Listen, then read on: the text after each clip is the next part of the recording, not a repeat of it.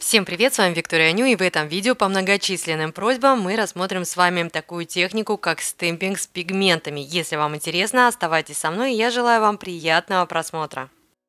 Пожалуй, самый эффектный способ – это когда мы выкладываем пигменты на силиконовую подушечку штампа. Для данного способа лучше взять какой-нибудь старенький штампик, так как из-за вот этих самых манипуляций подушечка силиконовая очень быстро мутнеет. Итак, на подушечке мы распределили пигменты, и теперь нам нужно отпечатать рисунок с пластины для стемпинга. В данном случае я использую специальный лак для стемпинга, но можно использовать и обычные лаки, так как неоновые пигменты хорошо смотрятся именно на белой подложке, соответственно, лак для стемпинга я использую белый. Отпечатали рисунок и как можно быстрее переносим рисунок на типс или ноготок. В противном случае можно просто не успеть перенести рисунок, так как он быстро высохнет на самой подушечке. Лично для меня в этом способе есть ряд минусов. Во-первых, портится силиконовая подушечка. Во-вторых, из-за того, что мы подушечку перекрываем пигментами, когда мы отпечатываем рисунок, в принципе, лично я даже не вижу, куда и что я отпечатываю. А в-третьих, мы не можем создать липкий слой на типсе либо на ноготке, потому что при отпечатывании у нас помимо рисунка отпечатается также и весь пигмент. Это влечет за собой еще один немаловажный минус. То есть, хорошо, вы отпечатали быстро рисунок, но если вы чуть-чуть замешкались, то, соответственно, лак на подушечке высох, и рисунок вы уже просто не отпечатаете. То есть вам придется очищать штампик, очищать пластину и вот эти все манипуляции проделывать заново. Результат, согласитесь, очень эффектный, но и расход втирки, скажем так, не маленький. Очищать штампик можно о липкую сторону скотча. Придется это проделывать несколько раз.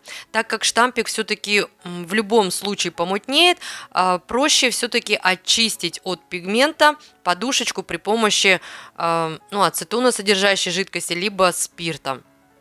Но давайте этот способ немного изменим. Пигменты мы также выкладываем на подушечку штампа. Теперь нам нужно отпечатать рисунок с пластины для стемпинга, очень быстро перенести его на типс и приложить вот этот вот штампик с пигментами к рисунку. Таким образом рисунок окрасится.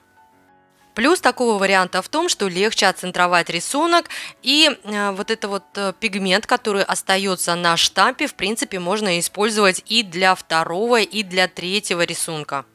Единственное, для этого способа очень важна скорость отпечатывания рисунка. И, конечно же, лак для стемпинга не должен быстро высыхать.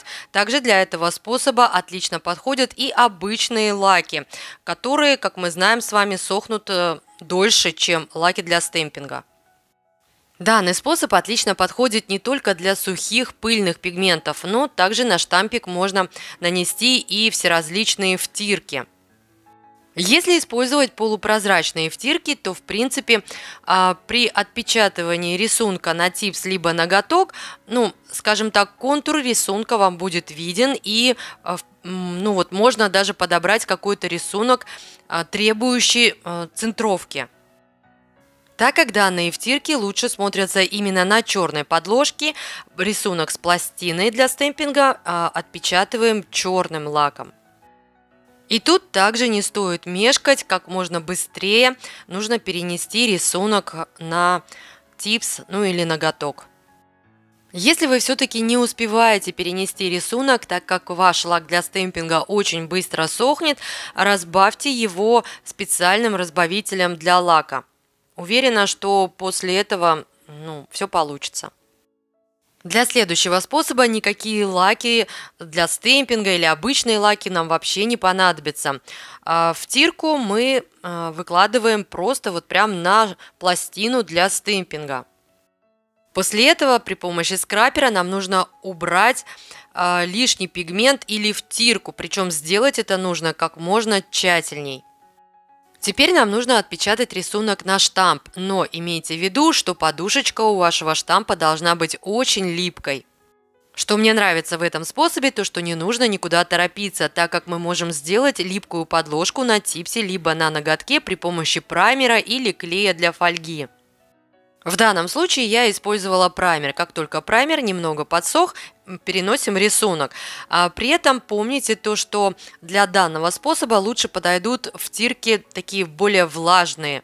И рисунки больше подходят именно с тонкими линиями. С полыми рисунками могут возникнуть сложности. В этом способе штампик довольно просто очищается о липкую сторону скотча. Следующий способ, на мой взгляд, самый удачный, но для него нужны специальные материалы, у которых есть липкий слой. У меня есть два лака для стемпинга от Dance Legend с липким слоем. Это обычные лаки, которые сохнут на воздухе, но у них есть такая вот хорошая липкость, на которую очень хорошо пристают пигменты. И тут нам просто достаточно отпечатать рисунок с пластины, перенести рисунок на типс либо на ноготок и уже поверх, скажем, вбить пигмент. Данный способ позволяет раскрасить стемпинг-рисунок цветными пигментами именно так, как вам хочется. То есть тот элемент, который вам хочется, чтобы он был зеленым, вы можете раскрасить его зеленым, а, например, какой-то элемент красным. Для этого лучше взять кисточку потоньше и очень аккуратно раскрашивать, так как пигменты, как вы знаете, очень сильно пылят. Теперь любой пушистой кисточкой нам нужно смахнуть лишний пигмент, но поверхность может немного запачкаться, и тут нам поможет нижняя подушечка штампа, ну или любая, в принципе, подушечка, которая очень липкая. Вот таким вот образом можно очистить типс, и у вас пигмент будет именно там, где нужно. То же самое можно сделать и с втирками. При этом прошу заметить, что типс я как-то особенно не подготавливала. Никакого липкого слоя, понятное дело, на нем не должно быть, но также я его и никак не матировала. Смахиваю лишнюю втирку, подушечкой штампа убираю лишнее и посмотрите, то есть у нас втирка именно там, где нужно. Если у вас нет специальных лаков для стемпинга с липким слоем, для этой техники вы можете взять обычный клей для фольги, гель-клей для фольги, гель-базу, либо какие-то вот краски для рисования, гель-краски. Также подойдут гель-краски для стемпинга. В общем, все, чем вы сможете отпечатать стемпинг-рисунок, и на этом рисунке будет липкий слой. В данном случае я отпечатаю рисунок обычным клеем для фольги, так как знаю, что меня смотрят девочки, которые пользуются обычными лаками. Особо вдаваться в нюансы, как правильно отпечатать стемпинг-рисунок гель-клеем или обычным клеем для фольги я не буду, так как на моем канале есть отдельные видео на эту тему. Тут на штампе рисунок его практически не видно, но тем не менее под определенным углом рисунок можно рассмотреть и отцентровать его на типсе либо на ноготке. Так как у клея для фольги хороший липкий слой, к нему легко пристанет любая втирка, любые пигменты. И тут нам тоже остается только смахнуть лишний пигмент и, собственно, все. Дизайн готов. Ну и в заключении покажу вам еще один способ. На пластину для стемпинга я нанесла лак для стемпинга. Скрапером убрала лишнее. Пока лак полностью не высох, вбиваю цветные пигменты в рисунок. При этом, знаете, пигменты, они, конечно, могут там не четко по рисунку распределиться, но в этом нет ничего страшного. После этого при помощи скрапера нам нужно тщательно убрать с пластины лишний пигмент. После этого я беру обычный белый лак.